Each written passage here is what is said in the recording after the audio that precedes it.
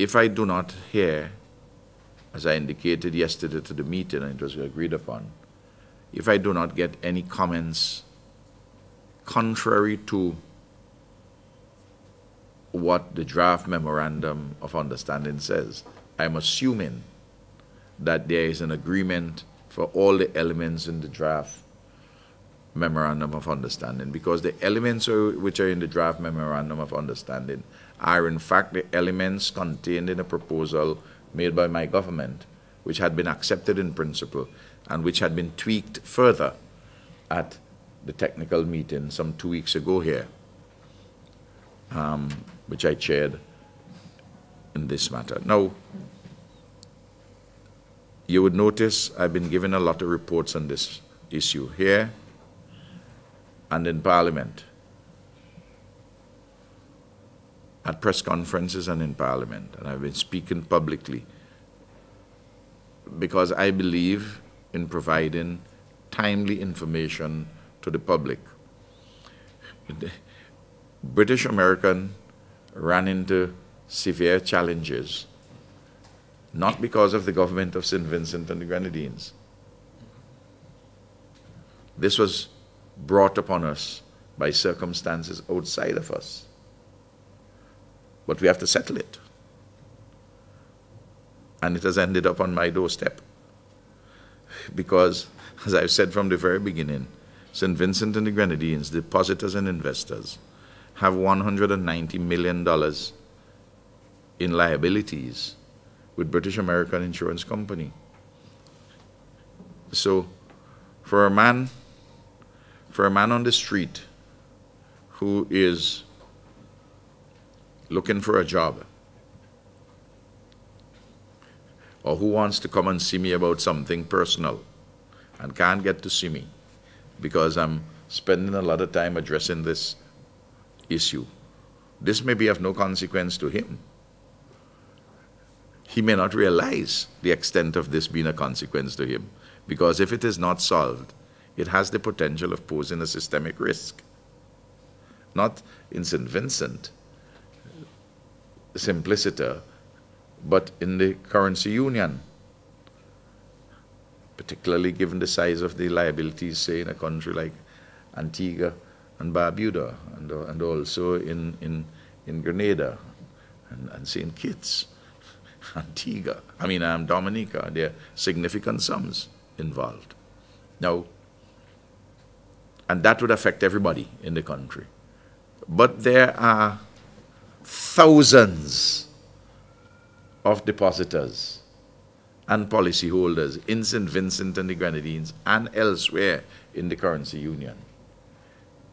And it is my duty to protect the Vincentians, policyholders and investors, as far as is humanly possible for me to do, and practicable in all the circumstances, and to find an ongoing solution, as well as in the other countries, because of the connection between each of us through the currency union.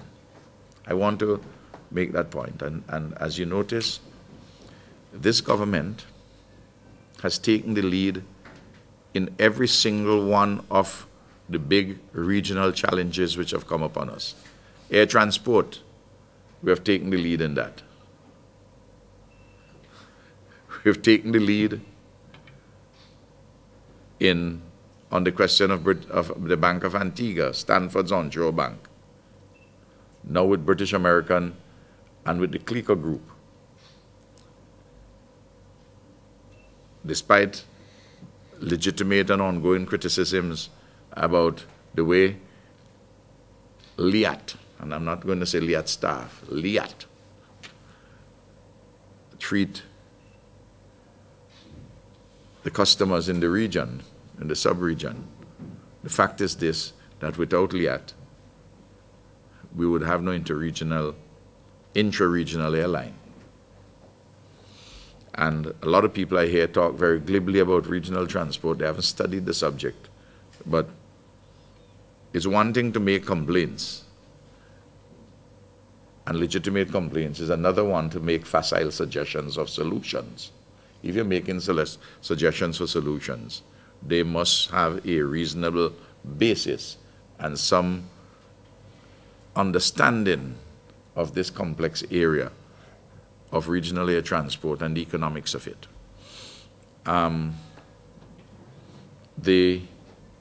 Similarly, we take the lead in the Bank of Antigua. We have taken the lead again in British American. We are also taking the lead in respect of seeing if we can have amalgamated the indigenous banks, or as many of them as possible. We've taken the lead in coordinating with Bananas. And Montgomery Daniel is the chairman of WIBDECO, soon to be renamed WinFresh, because it's going to address commodities outside of bananas, fresh produce. And so we are not only addressing the regional question from a broad standpoint. As you know, we have taken a leadership in the OECS in that regard. We have taken a leadership with the OECS Trinidad and Tobago Initiative, a leadership role. And it is not an accident, even I say so myself, that my colleagues in the region have given me the responsibility both to chair the joint